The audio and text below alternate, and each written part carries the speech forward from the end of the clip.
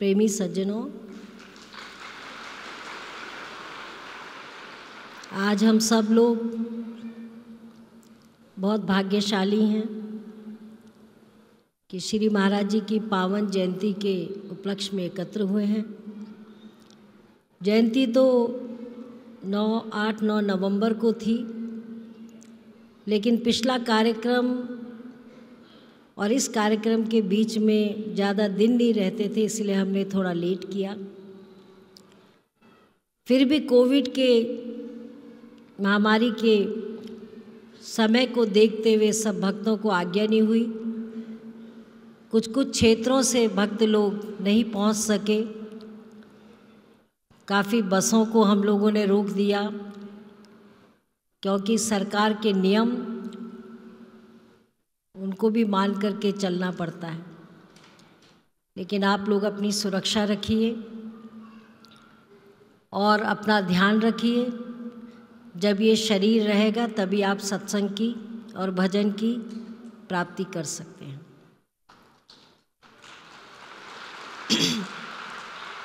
आज लखेड़ा जी के भजनों को सुनकर फिर से वो याद पुरानी ताज़ा हो गई। उनके एक एक भजन में बड़ा भक्ति का गूढ़ रहस्य है और सचमुच में जिस तरह श्री महाराज जी की कृपा का उन्होंने भजन गाया, मैं औरों की तो नहीं जानती, लेकिन हम लोगों पर तो उन्हीं की कृपा है। मैं हृदय से हर पल यही याद करती हूँ कि श्री महाराज जी ने कितना सुंदर एक बगीचा बना करके दिया। उस बगीचे में हर रूप और हर रंग का फूल भी खिला के दिया, चाहे सेवा के रूप में, चाहे सत्संग के रूप में, चाहे आत्मज्ञान के रूप में, दया के रूप में, भक्ति के रूप में। कितने सुंदर सुंदर फूलों का एक बाग तैयार करके हमारे सामने रखा। और अगर हम तब भी न समझ पाए उनकी कृपा, तो जड़ और पत्थर की तरह हमारा जीवन हो जाएगा। आज से कुछ वर्षों के पहले, कम से कम 13-14 वर्ष हो गए हैं, इसी तरह हंस जयंती भी मनाई जाती है, मातृ जयंती भी मनाई जाती है, भोले जी का जन्म दिवस भी मनाया जाता है। और सारे कार्यक्रमों में मुझे साक्षात उनकी कृपा नज़र आती है।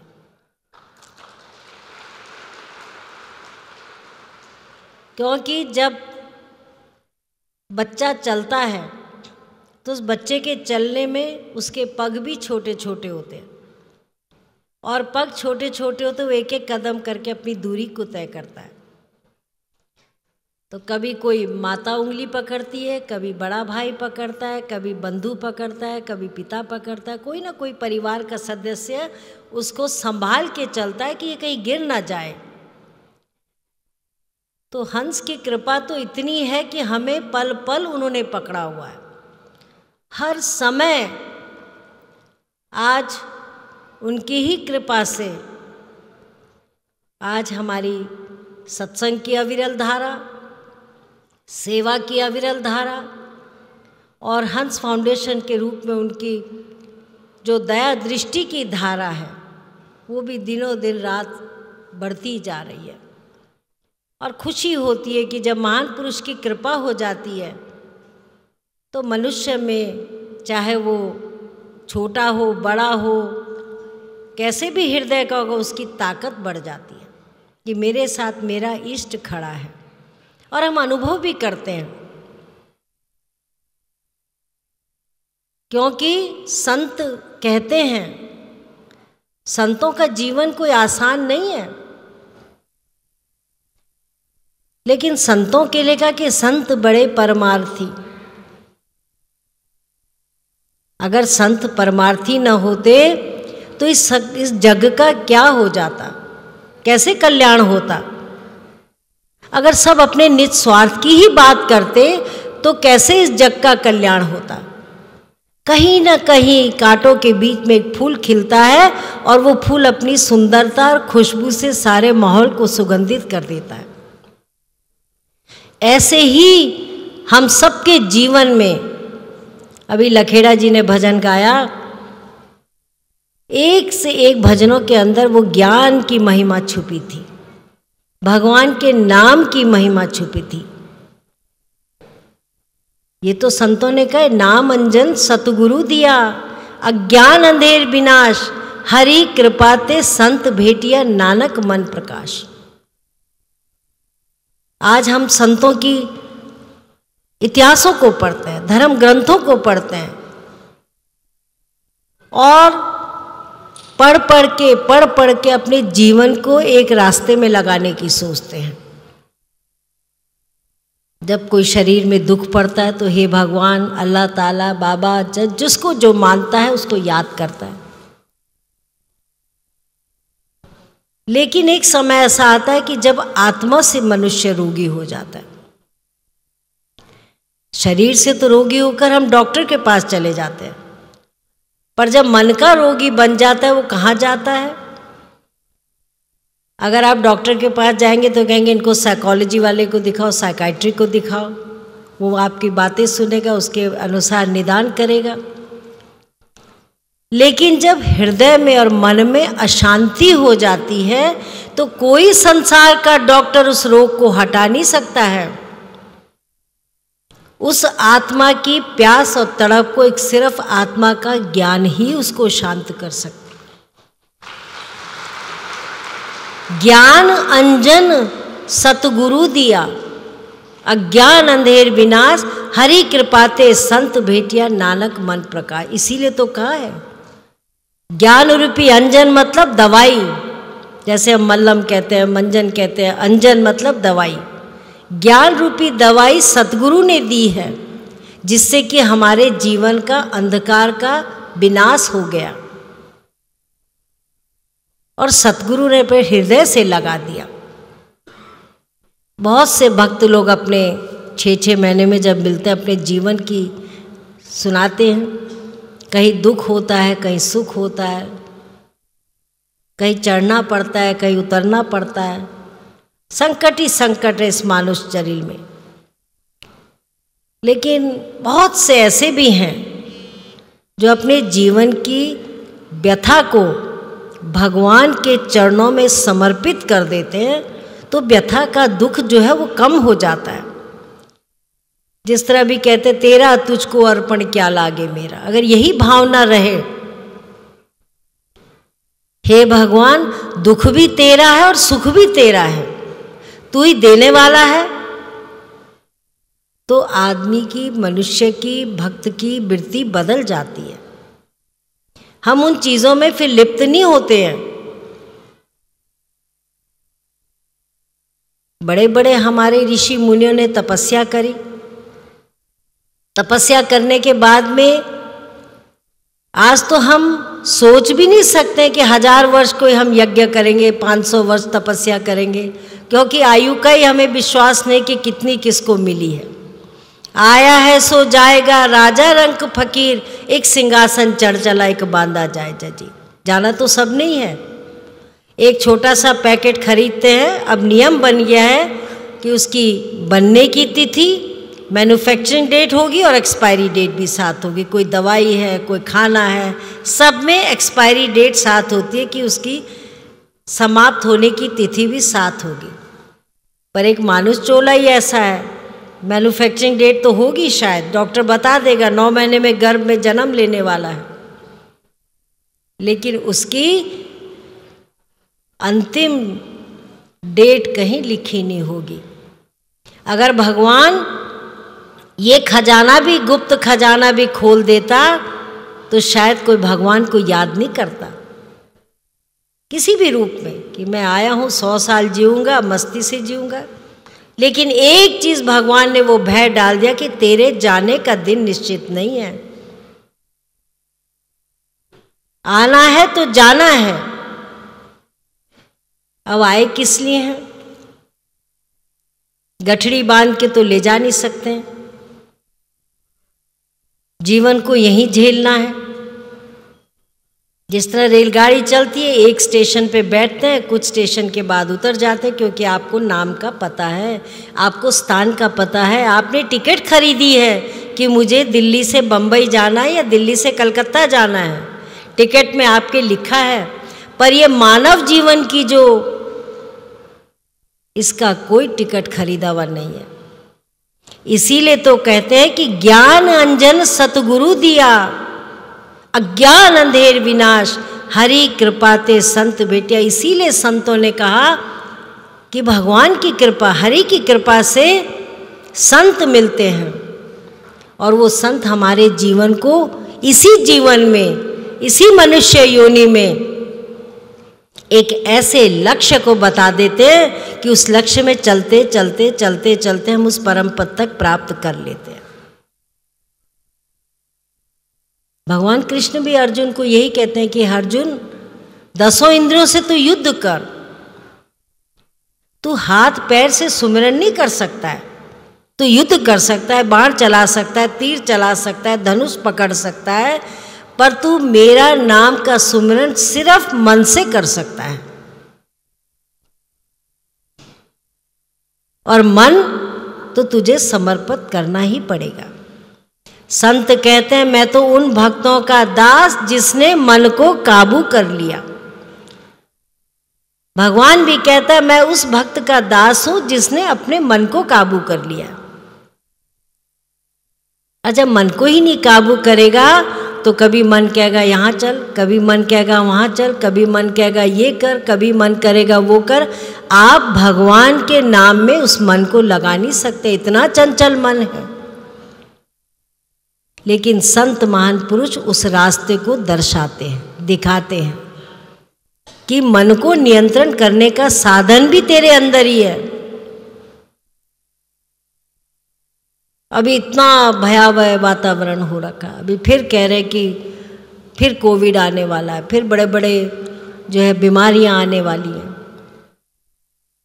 आज के समय में अपना ही अपनों से दूर हो चुका है, अपने ही अपनों से, अपने ही बच्चों से, अपने ही बंधुओं से, अपने ही परिवार से दूर हो चुके हैं, क्योंकि शायद ये भी भगवान का एक आदेश है कि जिससे बहुत विकास की तीव्र गति हो गई थी, बहुत दौड़ लग चुकी थी, उस दौड़ को कि हे इंसान तू कहाँ भागे जा रहा है, कहाँ तेरा घर है, कहाँ तेरा ठिकाना है, तू कहाँ भागे जा रहा है। एक जगह स्थिर होके सोच कि जब ये तन ही नहीं रहेगा तो हमारा क्या रह जाएगा। तन के अंदर ही वो हृदय है, उस शरीर के अंदर ही हमारी सोच है, बूझ है, उससे ही तो हम ज्ञान को ढूंढते हैं। एक जिंदा और एक मुर्दे में यही अंतर है, और बिना अध्यात्म ज्ञान के ये जीवन मुर्दे के समान है। यही संतों की वाणी है, ये मुर्दे के समान है, चाहे आए हो, खाया जाए ना जाए कोई चिंता नहीं। तो मुख्य तो जीवन में यही है कि जब हम आए हैं तो हम भगवान के शरणों में जाएं, उस परम प्रभु की खोज करें, और जब खोज कर लेते हैं तो हमें ही शांति मिलती है, हमें ही मुक्ति का रास्ता मिलता है। बड़े बड़े राजा महाराजा को, बड़े बड़े संत महात्माओं को भी भ्रम हुआ कि ये सत्य है कि वो सत्य है, लेकिन संतों ने उस सत्य का, उस असत्य पर जीत दे करके, जिस तरह हम दिवाली में प्रकाश जलाते हैं तो पूरा अंधेरा जो होता है वो प्रकाशमय हो जाता है, ऐसे ही हमारा जीवन भी अध्यात्म ज्ञान को समझो। सारे सत्संग में सुनने का कोई बैठने का फायदा नहीं है अगर बैठ करके और अभी भी संसार की बातों में हम ध्यान लगा रहे हैं। इतनी भिन्न भिन्न तरह के भजन सुनाए जाते हैं, इतनी तरह का सत्संग सुनाया जाता है, महात्मा जी लोग, बाई जी लोग सत्संग सुनाते हैं। उस सत्संग से सार निकलता है, और सार क्या है? जिस तरह मट्ठा बिलोने से मक्खन निकल जाता है, निकलता है, और वो मक्खन से फिर और पिघलाते हैं तो घी बन जाता है, उस घी में पूर्ण तत्व आ जाता है। उसी तरह ये मन भी हिचकोले ले रहा होता है। सत्संग में कभी सुनता है, सोचता है ये अच्छा है, सत्संग अच्छा है, नहीं है। परिवार की जिम्मेदारी भी है, बच्चों की जिम्मेदारी भी है। पर सोचो जब जाएंगे तो कौन कौन साथ जाएगा? कोई भी साथ नहीं जाएगा। जो हमारे भजन की कमाई का लक्ष्य है वही हमारे साथ जाएगा, वो कमाई ही हमारे साथ जाएगी। इसीलिए संत महात्माओं ने अपने अनुभव कहे। मैं कहता हूं आंखों देखी, तू कहता है कागज लेखी, तेरा मेरा मनवा कैसे एक होए रहे। अभी भजन गा रहे थे लखेड़ा जी, हर भजन में कुछ ना कुछ रहस्य छुपा था। तू प्यासी की बात करता है, कभी सोचा ही नहीं था कि किसी की प्यास बुझा सकते हैं। अध्यात्म की बात करता है, लेकिन अध्यात्म की बात करने वाला समझे तो सही। जब तक हमारी अपनी समझ नहीं खुलेगी हम किसी और के दुख दर्द को समझ नहीं सकते हैं। और सचमुच में इसी युग में, इसी कली काल में सब कुछ संभव है। ऐसा नहीं है कुछ असंभव है। जब भगवान ने इतना सुंदर मानव चोला दिया तो सब कुछ संभव है। लेकिन एक सूक्ष्म बात समझ आ जाए, मुट्ठी बांधा आया जगत में, हाथ पसारे चले जाना है। जब बालक का जन्म होता है बहुत खुशी मनाई जाती है, मुट्ठी बांधा आता है, जबरदस्ती हाथ खोल खोल के उसको नहलाया जाता है, उसके सीधे किए जाते हैं हाथ। और जब जाता है सब कुछ छोड़ करके एक पल भी नहीं लगता। तो ये अगर समझ आ जाए कि आए क्यों हैं, आए हैं सो जाएंगे राजा रंग फकीर, और एक सिंहासन चढ़ चला एक बांधा जाए जंजीर। कौन सा सिंहासन? जब सैया इस काया को ही जला देंगे, दफना देंगे, तो कौन सा सिंहासन जाएगा? वो होगा अध्यात्म ज्ञान का, भक्ति का, सेवा का सिंहासन। उसमें हम जा सकते हैं, जिसके लिए संतों ने कहा, जिसके लिए कबीरदास जी ने कहा, तुलसीदास जी ने कहा, वही सिंहासन में हम जा सकते हैं। भगवान की प्राप्ति का एक ही रास्ता है और हम भटक रहे हैं बाहर। भगवान ने इस मंदिर को तो अंदर दिया है हृदय में, और हम देख रहे हैं बाहर, हम भटक रहे हैं कि हमें कहीं मिल जाएगा, कहीं मिल जाएगा, कहीं मिल जाएगा, शायद भगवान आकर के सीधे हाथ में पकड़ा जाएगा। ये असंभव है। संभव तो वही है जो हमारे शास्त्रों ने हमारे लिए बताया। जब भगवान कृष्ण ने पांडवों को कहा तुम रासु यज्ञ करो, तुमने इतना बड़ा युद्ध किया है, इतने संत मरे, इतने ऋषि मुनि हुए, इतने योद्धा मरे, उनके शांति के लिए रासु यज्ञ करो। अब तुम्हें सिंहासन मिल गया है, उसके लिए तुम रासु यज्ञ करो। राज यज्ञ सबसे बड़ा यज्ञ संसार का। जब रासु यज्ञ हुआ तो भगवान कृष्ण ने कहा 1 घंटा बांध दो, सबको निमंत्रण दो, साधु सन्यासी भूखा सब आएंगे, प्रसाद को प्राप्त करेंगे। जब वो घंटा बज जाएगा तब सोचना तुम्हारा यज्ञ संपूर्ण हो गया। रोज होता था, रोज होता था, घंटा बजा ही नहीं। सब कुछ हो गया, घंटा बजा ही नहीं। भगवान कहते हैं कि दुर्योधन उसको, युधिष्ठिर को, कि युधिष्ठिर क्या कारण है, कहीं ना कहीं कोई कमी रह गई है। पांडव सब भगवान की आज्ञा में रहते थे, कहा कहीं ना कहीं कोई कमी रह गई है। जब भेजे ढूंढने के लिए तो एक साधु अच्छे लिबास में नहीं था, वैसे ही कपड़े पहने थे और रेत मट्टी में लेटा हुआ था। वो साधु पत्तों का आवास पहन करके बैठे थे। तो जब ढूंढना खोजा तब कहा कि तुम्हें निमंत्रण आया है। उसने कहा नहीं, देखो, भेष देख मत पूछिए, रीझ लीजिए, पूछ लीजिए ज्ञान, मोल करो तलवार का, पड़ी रहन दो म्यान। आज का कली काल में भेष देखते हैं, इसने अच्छे कपड़े पहने ये अमीर होगा, इसने फटे कपड़े पहने ये गरीब होगा, ये साधारण दिखता है ये ऐसा होगा। हम लोग भेष देखते हैं, कपड़े देखते हैं,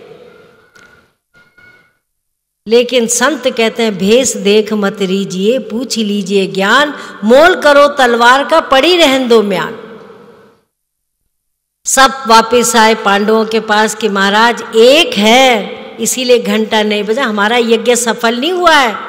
एक है जो ये संत महात्माओं की कृपा से जंगल में है और वो हमारे कहने से नहीं आ रहा है। तब द्रौपदी को तैयार किया कि जाओ, शायद तुम्हारी कर्मठ, तेरा सत, तेरा तपस्या, तेरा तम काम आ जाए, तेरी तपस्या काम आ जाए। तो पांचाली जाती है, देखती है साधु अपनी भक्ति में मस्त है। वो प्रणाम करते हैं तो कहते हैं कि क्या कारण है आपके आने का? कहा महाराज यज्ञ में आपका होना जरूरी है, आपके बिना हमारा यज्ञ संपूर्ण नहीं होगा। जिसमें अखंड यज्ञों का फल मिलना है वो रासु यज्ञ सफल नहीं होगा, महाराज आप चलिए। तो कहा कि क्यों? तो ध्रुव, वो तो पांचाली बहुत ज्ञानी थी। तो महाराज कहते हैं, साधु सन्यासी के कहते हैं कि मुझे इतने यज्ञों का तुम फल दोगे, रासु यज्ञ का फल दोगे? तो कहते जरूर। तो कहती है कि संत मिलन को चालिए, तज माया अभिमान, ज्यों ज्यों पग आगे बढ़े कोटिन यज्ञ समान। महाराज मैं आपके दर्शनों के लिए आई हूँ, आपके पास मैं भिक्षा मांगने के लिए आई हूँ, और हर पग ज्यों ज्यों मेरे पग आगे बढ़े मैंने करोड़ों यज्ञ का पुण्य प्राप्त कर लिया, कोटि यज्ञ समान। उसमें से आपको जितना चाहिए आप ले लो, बाकी मुझे दे दो। तो संतों के मिलने में कोई साधारण चीज नहीं है। संत मिलन को चालिए, तज माया अभिमान, ज्यों ज्यों पग आगे बढ़े कोटिन यज्ञ समान। आप लोग अपने घर से बिस्तरा बांधा होगा, रोटी सब्जी रखी होगी, खाना रखा होगा, जो दवाई खाता है दवाई रखी होगी, पर लगन क्या थी यहाँ आने की? सत्संग में जा रहे हैं, हंसलोक जा रहे हैं, हंसलोक आश्रम में जा रहे हैं, सत्संग होगा, सुमरन होगा, भजन होगा और भंडारा भी होगा। ये भी तो एक इच्छा होती है। अच्छा प्रसाद मिलेगा, दर्शन होंगे, अच्छे शब्द सुनने को मिलेंगे, हमारा जीवन धन्य हो जाएगा। तो यहाँ आते हुए आपकी लगन वो थी, और जाते हुए फिर वो जाएगी, अब घर जाना है, काम करना है, बिल जमा करना है, दूसरी तरह की चिंताएं जो हैं सताती रहती है। लेकिन अर्थ धर्म वही है, संत मिलन को चालिए, तज माया अभिमान, ज्यों ज्यों पग आगे बढ़े करोड़ों यज्ञों के समान है। पांचाली ने संत का हृदय जीत लिया और कहा करोड़ों यज्ञों के समान तो मैंने कमा लिया, मैं आपके दर्शनों के लिए आई हूँ, आपको जितना चाहिए रख लो और बाकी मेरे पांडवों को और मेरे परिवार को आशीर्वाद रूप में दे दो।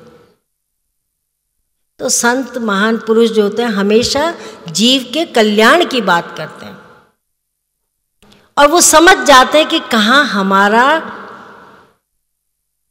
दुख का निवारण होगा। बाबा नानक बड़े अच्छे घर के थे, व्यापारी के घर के थे, कपड़े की दुकान करते थे। कपड़े की जब दुकान करते करते 1 2 3 4 5 करते 10 11 12 13 नंबर ने उनका जीवन बदल दिया।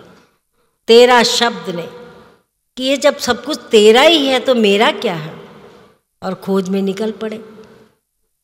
पूछते पूछते रब कहाँ मिलेगा, रब किथे पावा, रब कहाँ मिलेगा। अब आप एक जरा बाहर चले जाओ और बोलो कि रब कहाँ मिलेगा, तो लोग करार कर देंगे पागल हो गया ये। सच कहती हूँ, कहेंगे ये पागल हो गया, दिमाग से खिस गया, भगवान को ढूंढ रहा है। लेकिन बाबा नानक ने एक लगन पकड़ ली, मुझे रब से मिलना है। जब सब कुछ उसका ही है तो सब, और हमारा क्या है? मुट्ठी बांधा आया जगत में, हाथ पसारे चले जाना है। तो गुरु नानक देव जी ने कहाँ मिलेगा, कहाँ मिलेगा, माता बहनें खेतों में धान की पुली लगा रही थी, धान लगा रही थी, उनको बोला बहनों रब कहाँ मिलेगा? तो वो अपने में कहने लगी इत्थे लौना तो उत्थे पौना, यहाँ लगाया उधर पाएंगे, निकाल करके दूसरी जगह लगाना होता है धान। उन्होंने वही शब्द बांध दिए और भगवान की खोज में चले गए, और उसी खोज ने उनको अपने परम पद तक प्राप्त किया।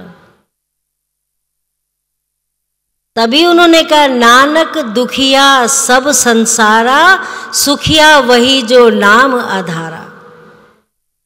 वही इंसान संसार में सुखी है जो नाम को आधार लेकर चलता है। और सभी कहते कि नाम अंजन सतगुरु दिया, अज्ञान अंधेर विनाश, हरि कृपा ते संत भेटिया, नानक मन प्रकाश। समय समय पर चाहे किसी भी रूप में आए हो, चाहे किसी भी भेष में आए हो, लेकिन मार्ग वही है। आओ, जब जन्म का सब रास्ता एक ही है, मरने का रास्ता एक ही है, तो क्या धर्म के दरवाजे अलग अलग होंगे? हमने बनाए हैं धर्म, ये तो मनुष्य ने यहाँ आकर के धर्म बनाए। संत कहते हैं धर्मों दे दरवाजे तो बड़े बड़े, तंग अलादी मोरी, मौलवी पंडा लंगन न देवे, जो जावे सो चोरी चोरी। एक बार श्री माता जी के साथ हम किसी क्षेत्र में गए प्रचार में, तो वहाँ सुबह सुबह 3 बजे वो उठ जाते थे, भजन में बैठ जाते थे, हम भी उठ जाते थे साथ में। तो वो भजन में बैठ गए, तो जो घर की माता थी, जिनको जो बहुत पुरानी श्री महाराज जी के समय से उपदेशी थी, उसने देखा माता जी उठ गए तो वो भी आ गई, भजन में बैठ गई। जब भजन में बाद में उठे तो उन्होंने कहा कि अरे तू कब आई इस कमरे में? कहा माँ जी जब मैंने आपको बैठे देखा तो मैं भी आपके चरणों में बैठ गई भजन करने। मैंने कहा बड़ा अच्छा है, परिवार का मुखिया जब धर्म के मार्ग में चलता है तो कहीं ना कहीं कोई बच्चा उसके रास्ते को देख लेता है। तो कहा कि पर कहती माता जी मेरी औलाद को कोई असर नहीं है इसका। वो तो बावला समझते हैं कि पता नहीं माँ कंबल ओढ़ करके क्या करती रहती है, किसका सुमरन करती है। हाँ, अगर मैं उनकी खेती को 2 साल में चौगनी कर दूं तो मुझे मान जाएंगे, पर अगर मैं उनको कहूँगी कि अध्यात्म की खेती को तुम चौगनी करो, अध्यात्म की खेती को तुम जाने के रास्ते को मजबूत करो, वो उनको समझ नहीं आएगी, क्योंकि अज्ञानता में यही, ज्ञान और अज्ञान में यही भेद है। ज्ञान रूपी अंजन सतगुरु देते हैं, अज्ञानता तो संसार में बहुत है। पर जो सच्चा ज्ञानी हो जाता है, सच्चा भेदी हो जाता है, जो ढूंढता है, उसको भगवान जरूर अपने पद तक पहुंचाते हैं और उस परम पद की दीक्षा देते हैं। और दीक्षा देने से भी तभी फायदा है जब हम उसमें प्रैक्टिकल रूप से उसका सुमरन करें। कल मनोज सब बता रहे थे आज कि मनोज जी ने बड़ा अच्छा सत्संग सुनाया। मैंने कहा बहुत अच्छा है, 50 साल का उसको उपदेश का अनुभव है। मैं कहता हूँ आँखों देखी, तू कहता है कागज लेखी, तेरा मेरा मनवा कैसे एक होए रे। जब कोई ज्ञानी सज्जन कुछ सुनाता है तो अज्ञानी किताब खोल के बैठ जाता है कि देखो ये लिखा है, ये लिखा है, बीए की डिग्री है, फिर एमए की है, फिर पीएचडी है, फिर डबल पीएचडी कर लोगे, आधी उम्र चली जाएगी। और एक क्या है, मैं कहता हूँ आँखों देखी। सूर्य जब निकलता है सब उसके दर्शन करते हैं, पर जो रात को जागता है वो सूर्य की कल्पना नहीं कर सकता। कर सकता है कभी? नहीं कर सकता, उसे पता ही नहीं सूर्य का उजाला कैसा है। लेकिन जो सूर्य के उजाले से परिचित है वो जानता है कि सूर्य की गर्मी में क्या है। सूर्य सूर्य है, हृदय के कोने कोने तक सूर्य की अग्नि पहुंच जाती है। अब इतनी बत्तियां जल रही हैं फिर भी कई कोने अंधेरे हैं, पर जब भगवान सूर्य आएगा हर कोना, कमरे के अंधेरे कोने में भी जगह जगह उसकी रोशनी हो जाएगी। यही ज्ञान है, वही अध्यात्म ज्ञान की रोशनी है, जिस रोशनी ने हमारे जीवन के, हमारे तन के, मन के कोने कोने में प्रकाश में जीवन कर दिया है। तो कल वो सुना रहे थे तो प्रेमी मुझे बताए थे, माँ जी बहुत अच्छा सुनाया, कैसे रोटी बनानी सीखी मैंने। बहुत बड़े घर का था, ऐसे घर का नहीं है, अच्छे परिवार का, सम्मानित बड़े परिवारों के बच्चे हैं, लेकिन ऐसा नहीं है गरीब अमीर सबकी प्यास एक ही है। सबको यहाँ प्यास लगती है भगवान के ज्ञान की, नाम की, आत्मज्ञान की। कोई बचपन में जागृत हो जाता, प्रहलाद जैसे तो बहुत कम होंगे, ध्रुव जैसे बहुत कम होंगे। जब जब जिसको मौका मिलता है भगवान का विश्वास वो पा लेता है, कृपा का पात्र बन जाता है, तब उसको उस अध्यात्म ज्ञान की प्राप्ति होती है। किसी को जल्दी हो गई, किसी को बाद में हो गई, लेकिन बिना कृपा के वो ज्ञान प्राप्त नहीं होता। तो उनको बहुत भाग्यशाली है जो श्री माता जी का संसर्ग मिला। माता जी ने पल पल में एक अध्यात्म में और इस जीवन को कैसे जीना है अध्यात्म के साथ में सिखाया। ऐसा नहीं है कि कोई महान पुरुष को कष्ट नहीं होता है। जब पांडवों के साथ पांचाली गई तो बहुत जीवन में कष्ट सहा। आज हम उत्तराखंड के कोने कोने में जाते हैं तो हर जगह कहीं भीम की रसोई मिलती है। कितना बड़ा चूल्हा है भीम का, कई पांडवों के लिए रोटी बनाई होगी। अभी हम लोगों का घंडियाल देवता है, कुल देवता, वहाँ पूजा थी, हम सब गए, चल नहीं सकते थे तो वो हमें पालकी में ले गए। तो रास्ते में बहुत बड़ा भीम का चूल्हा मिला। मैंने कहा इस घनघोर जंगल में भी भीम आए, पांडव आए। पांडवों ने अपने अज्ञातवास में सब कर्म किए, चूल्हा था तो खाना भी बनाया होगा। कितना बड़ा चूल्हा था।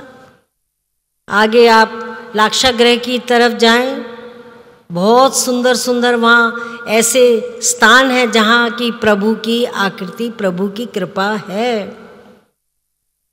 आज भी वहाँ पे भगवान के लोग दर्शनों के लिए एकांतवास में जाते हैं तो ज्ञान की शक्ति का पता चलता है, अध्यात्म की शक्ति का पता चलता है। पूरा ऋषिकेश से लेके ऊपर बद्री केदार तक कोई ना कोई जगह है जहाँ पर कि हमें एहसास होता है कि वहाँ महान पुरुषों के चरण पड़े होंगे, कदम पड़े होंगे। न तब गाड़ी थी, न तब कोई विदेशी हेलीकॉप्टर था, न कोई जहाज था।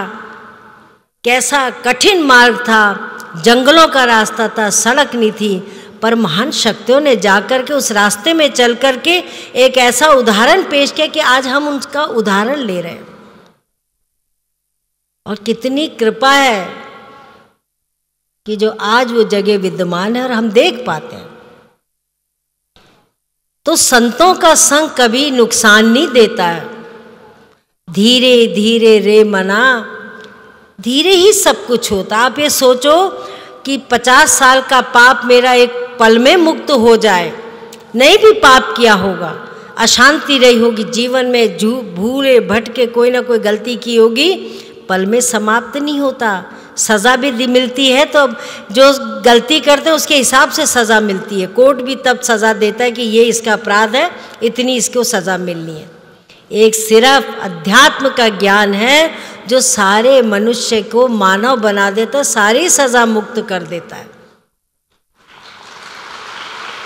एक पल में हमारे जीवन को अंधेरे से हम उजाले में बैठ जाते हैं।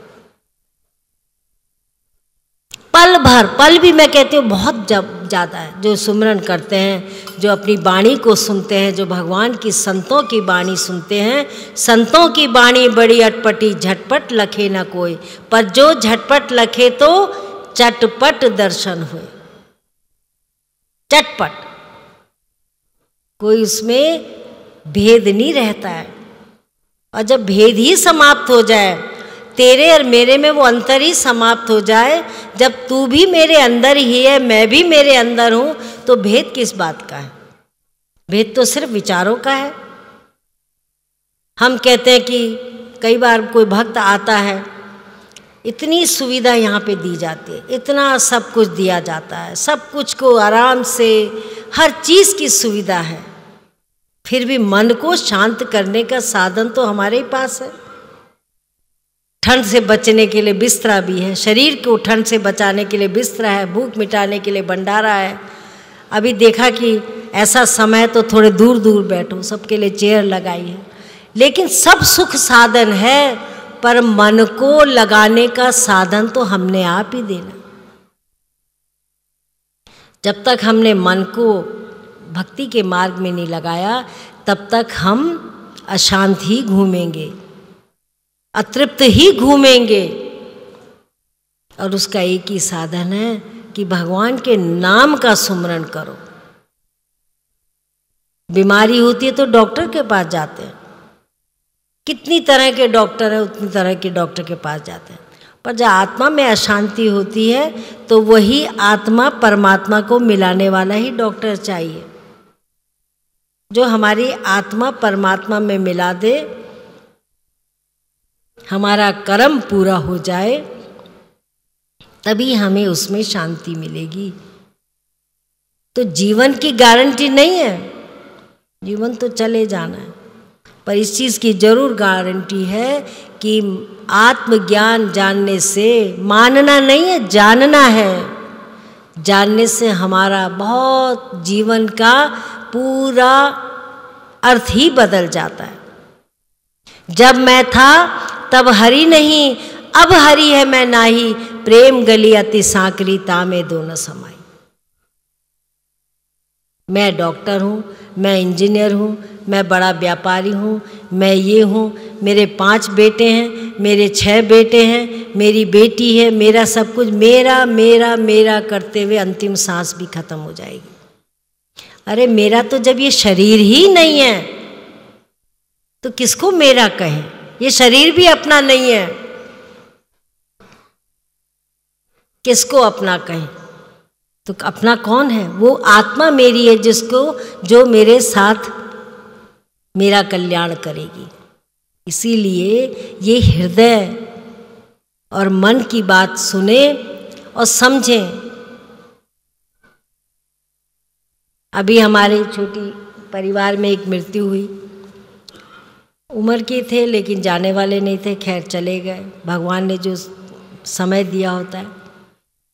लेकिन मैं उनको देख के सोच रही थी दूसरे दिन कि इतनी सुंदर काया, इतना ज्ञान तो है अंदर, पर जब आंखों से आदमी देखता है तब एहसास ज़्यादा होता है। इतना बड़ी सुंदर काया, इतना दिमाग, इतने होशियार, इतना दुनिया को मतलब एक शिक्षित, और जब सांस चली गई 1 सेकंड भी नहीं लगा और काया को बिस्तरे से, बैठक से जमीन पे लिटा दिया। समय हुआ, सब परिवार इकट्ठा हुआ तो दूसरे दिन शमशान को ले गए। शमशान में ले गए तो वही पुत्र जिसको माँ ने रोटी खिलाई होगी, वही संबंधी जिसको माँ ने आदर किया होगा, सत्कार किया होगा, वही संबंधी चाहते हुए ना चाहते हुए भी अग्नि देंगे। अग्नि देने के बाद में वो सुंदर शरीर इतना हो गया, इतना अस्थि कलश बन गया। उसके बाद में वो अस्थि कलश भी बहा दिया। तब घर में नहीं रखते ज़्यादा समय, जाओ जाओ जाओ जाओ, समय हो रहा है, जाओ। तो क्या हमारा जीवन मनुष्य चोला मिला किस लिए है?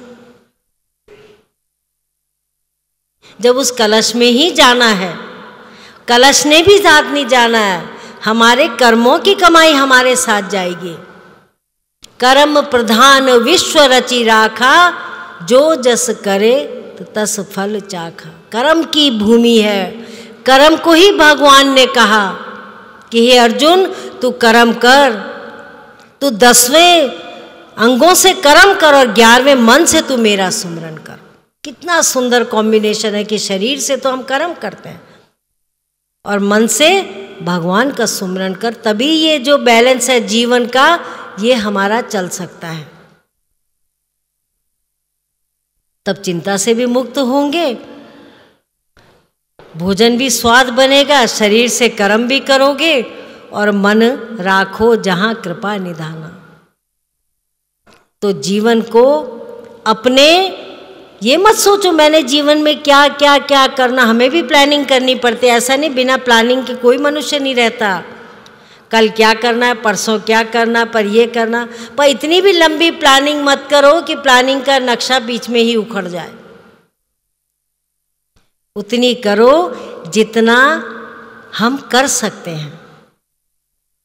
आज श्री महाराज जी की कृपा से मैं तो हमेशा, चाहे माता जी की जयंती हो, चाहे श्री महाराज जी की जयंती हो, हम उनसे यही आशीर्वाद मांगते हैं। आज जिस तरह श्री महाराज जी ने हमारे जीवन को दिशा निर्देश दिए, अध्यात्म से भी और सेवा से भी। आज उनके नाम से असंख्य हॉस्पिटल बन रहे हैं। हमें याद भी नहीं रहता कितने असंख्य के पैर लग गए, किसी का दिल का ऑपरेशन हो गया, किसी का हाथ लग गया, किसी का असंख्य, किस गिनती नहीं है। लेकिन एक शांति मिलती है कि किसी के जीवन में आज उनकी कृपा बरस रही है। इतने रोगी लोग कहते हैं माँ जी ये सेवा ही नहीं होती तो हम कहाँ जाते। कोविड में कोई लाखों लोगों के घर में राशन, कपड़ा, दवाई, जो भी रोज़मर्रा की चीज़ होती है घर से घर दरवाजे तक पहुंचाई। लोग हैरान होते हैं कौन आपके साथ ऐसी टीम है जो इतना अच्छा करती है। मैं कहा हमारे साथ वो लोग हैं जो दिल से सेवा करते हैं, जिनको किताबी कार्रवाई नहीं करनी होती है, दिल से दिल की, जिसको दिल में दुख होता है ना वही दूसरे का दुख समझता है। तो श्री महाराज जी की तो वो अविरल धारा है कृपा की, जिस धारा में हम निरंतर डुबकी लगा रहे हैं, निरंतर उस सेवा में लगे हुए हैं। अध्यात्म की भी सेवा और शरीर की भी सेवा, क्योंकि शरीर ही तो है, मन मंदिर तो बाद में है, पहले तो शरीर है। जब शरीर नहीं रहता तो उनकी फिर कहानियाँ सुनाते हैं, लेकिन जब तक शरीर है उसमें आत्मा है, मन है, तब तक हम जीवित हैं, जीवंत है, जीवन का सार समझ सकते हैं। पर जब शरीर ही नहीं रहेगा तो संसार में कुछ नहीं कर सकते। अभी मैंने लखेड़ा जी को भी, मुझे लगता है 2 साल पहले कहा था कि मैं आपके गांव जाएंगे हम लोग, क्योंकि वो भी उत्तराखंड के हैं और भजन संध्या के लिए हम लोग वहाँ पहाड़ों में जाएंगे। लेकिन ये समय ऐसा है कि अभी तो संध्या भी नहीं हो सकती, लेकिन उनका भी भाव बहुत रहता है सेवा में। और सेवा करने वाला ही सेवा करने वाले का साथ देता है। तो जो भी सत्संग भक्त लोग सुनाते हैं वो अनुभव है, क्योंकि अनुभव सबसे, जो हम धर्म शास्त्र पढ़ते हैं, रामायण पढ़ते हैं, गीता पढ़ते हैं, बाबा नानक का इतिहास पढ़ते हैं, गुरु ग्रंथ साहब पढ़ते हैं, कुरान पढ़ते हैं, सब में अनुभव है। अनुभव के बिना कोई संत इतना बयान नहीं कर सकता है। किताब ले लो, सारी सामग्री इकट्ठी कर लो, किताब भी पढ़ लो, जब तक चूल्हा नहीं जलाएंगे तो वो खाना नहीं हम बना सकते। सारी रेसिपी पढ़ लो, सामग्री इकट्ठी कर लो, पर जब तक चूल्हा नहीं जलेगा रोटी नहीं पकेगी, सब्जी नहीं पकेगी। जब चूल्हा जलाएंगे वो आत्मज्ञान का चूल्हा, तब सारी जिंदगी की सच्चाई याद आएगी और उस सच्चाई से हम अपने जीवन को चलेंगे। तो हम तो अपने को बहुत भाग्यशाली समझते हैं। कलयुग केवल नाम आधारा, सुमर सुमर नर उतर ही पारा। कलयुग के बाद किसने देखा सतयुग में कितना समय है? कोई गारंटी नहीं ले रहा है कि सतयुग में जाना ही जाना है। तो अपने जीवन को बचाओ, अपनी रक्षा करो, अपना संयम से रहो। और बहुत सुंदर व्यवस्था है, दूर दूर बैठ के भोजन प्रसाद को ग्रहण करो और समझो सुनो, समझो और अपने जीवन में ढालो। इन्हीं शब्दों के साथ बहुत बहुत दुआ आशीर्वाद। कल से फिर सत्संग होगा और सत्संग में शांति से सत्संग को सुनेंगे तो जरूर आपको समझ भी आएगी। 2 शब्द ऐसे भी होते हैं लोग जो सिर्फ बीच का गोल कर जाते हैं, आइए आइए और बैठिए बैठिए। ऐसा मत बनना, बैठे के शांति से उस मन में, आत्मा में परमात्मा के जोड़ को, परमात्मा को लगाने का यत्न सीखना। उसी में हम सब का कल्याण है। इसलिए खूब भजन सुमरन करें। सबको दुआ आशीर्वाद।